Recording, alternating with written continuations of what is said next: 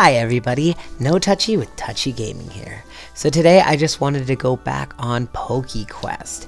It is a game in development by Spoonfed. I will go ahead and link a Discord link in the description and at the end of the video for anyone interested. It is another Pokemon fan-made game. It's all in VR and it takes essentially the Pokemon Fire Red, Leaf Green kind of games and it puts them into VR. As you can see here with the footage, everything is kind of the 3D sprite set here. I think it's only like 64 megapixel kind of sprites, but it's all done into a very fun way with the VR. These videos definitely don't do it justice. I have been talking with Spoonfed and he did allow me access to get into the game and kind of go through it and showed me a bunch of stuff in it and what he was planning to do with it and all of his goals with it.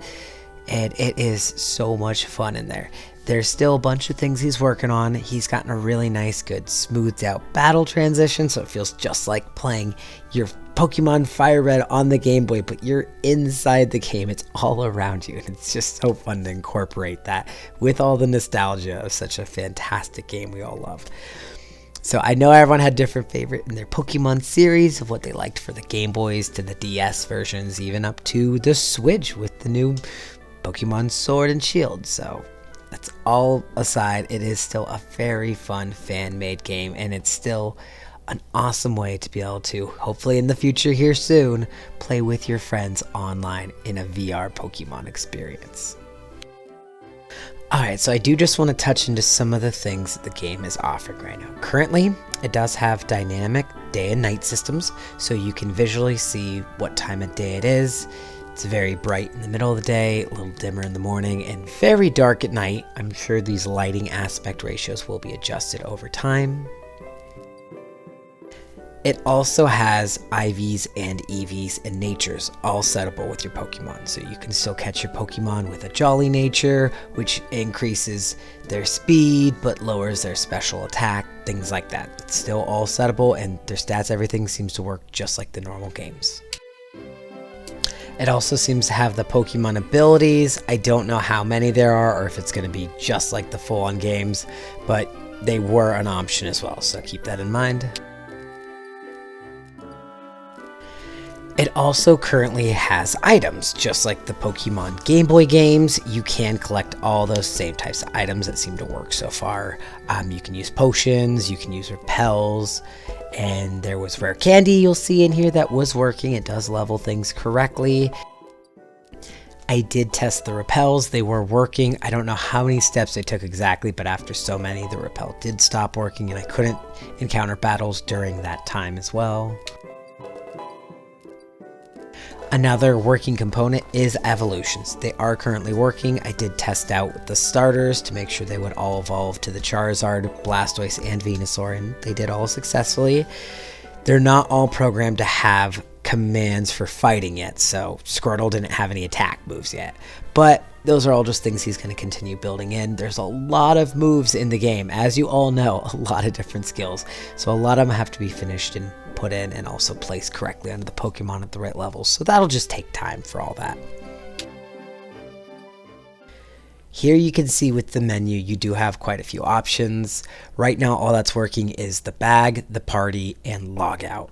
So PvP, trade, trainer card, Pokedex, nearby players, those options aren't working. Neither is the exit. Clearly the PvP is for being able to do competitive battle against everyone playing. Trade will probably be a global trade. Your Pokedex will just show you your Pokedex entries. Trainer card will show you how many badges you got, where you're going, and nearby player will show you who's all with you, clearly. I do personally love how there is an actual logout and exit button. I like being able to just go back to the login, not exit out of the full thing. So that is great. Thank you for that, Spoonfed. Another function implemented in the game is a settings mode here. This is going to allow you to change which hand you use dominantly, whether you're sitting, whether you have comfort turning. I hope in the future he sets a couple comfort turning speeds like slow, medium, and fast, because I like to move quick, but I know that makes some people nauseous, so that would just be a nice add-on. I know everyone has their own preference in moving. Everyone remembers Pokemon VR when they changed everything suddenly without really checking with anyone. People had to stop playing the game altogether because some people were just too sensitive to the movement. So the more movement options available, the better it is for every individual player based off what needs and comforts they have, I think. So I'll definitely be an advocate on reaching out to Spoonfed with that for everyone's kind of own safety and comfortability in mind. As you see right here, you can also set different moves onto the Pokemon as they level. It kind of gives you the option to set them, just like the Game Boy game, so you can kind of drop things and remove which ones you want to learn. You have to rewrite over a previous using one, though. Unfortunately, in the game, there doesn't seem to be a way to switch which order they are or move them around at all. Hopefully, that'll get changed in the future, but we'll see. Alright, now let's move on to one of the most important aspects of any Pokemon game, the battles! So this is the only test battle that I can kind of show you in the game with an NPC, and everything works as you would expect. You get to kind of jump into the fight, you have your little menu system right here on your left, you're inside the background of what it looks like when you're battling on the Game Boy in that little battle sprite scene here. The animations move a little fast there for the Pokemon. I'm sure that'll be slowed down. But the attacks, the transitioning, the fighting, it all moves very smoothly. It feels just like how you played on the Game Boy. You do have options to be able to use your items in battle, switch your Pokemon out, and even throw Pokeballs. I did attempt to throw a Master Ball here at this Rattata, and I was met with a fun surprise of this message right down here. Don't be a thief. So it was really fun to see that. Thought that was exciting. But everything is working really well with the battling, and it's just going to need to be tweaked for all the moves and the different status effects and things like that. So that's something we'll have to probably be patient with going forward, but I have the absolute most faith in Spoonfed. He's doing a phenomenal job with all this so far, so I know he'll get it working great. I do just want to show switching off to a Charizard in battle real quick, because that Venusaur, he has attack moves, but some of them were doing nothing. So again, those are just going to be fixed in the future. One thing I don't like is also, you'll see here, it transitions to dark, to the nighttime. Nighttime battling is a little rough right now in the testing. I'm sure this will also be fixed. It's something Spoonfed is very aware of too, so this will be corrected. I'm sure you'll see this fixed before it's released. So next up is wild battles. So you still encounter wild battles in tall grass, just like in the Pokemon Game Boy games, and you also encounter them in caves like Mount Moon, or if you're to go in the Diglett Cave, they're just a random battle as you're wandering around. You can use your repels to avoid the battles. They do work, but they're just triggered just like you would in the Game Boy games.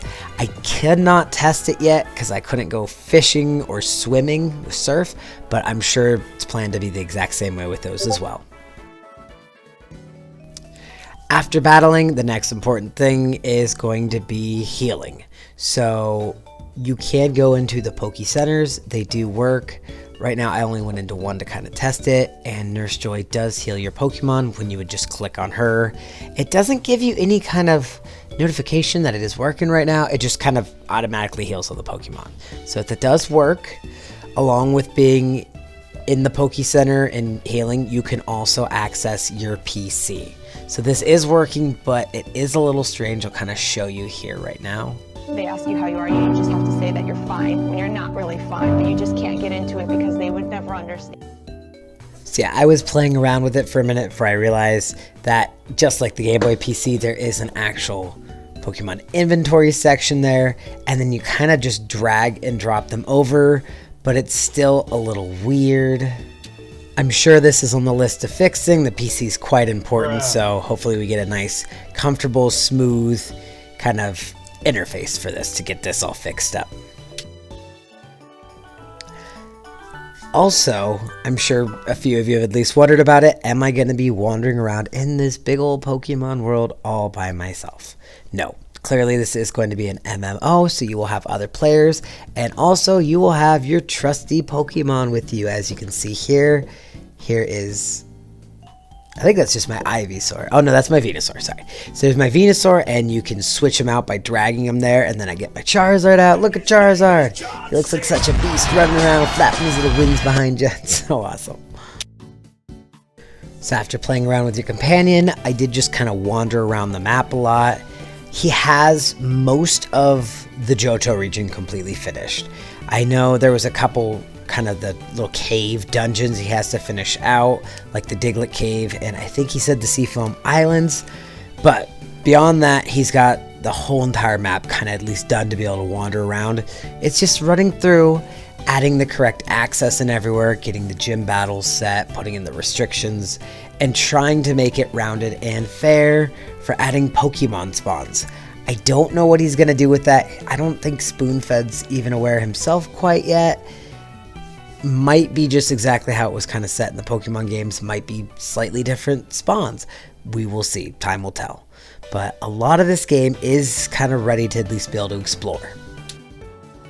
One cool aspect I didn't get to show you with exploring, kind of hard to do without having another player in, and I didn't get a very good recording of it, is the bicycle does work. It doesn't make you any faster right now, but being able to travel with a bicycle is still pretty fun.